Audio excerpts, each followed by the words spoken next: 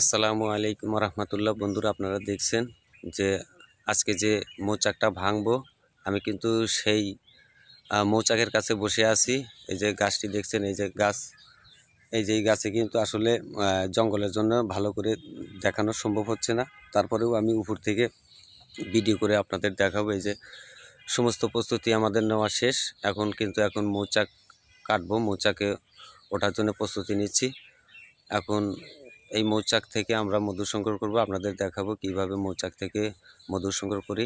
বন্ধুরা, ভিডিওটা ভালো লাগলে অবশ্যই লাইক কমেন্ট শেয়ার করবেন এবং যারা পিওর মধু খেতে চান তারা যোগাযোগ করতে পারেন, ইনশাল্লাহ একদম পিওর পাবেন।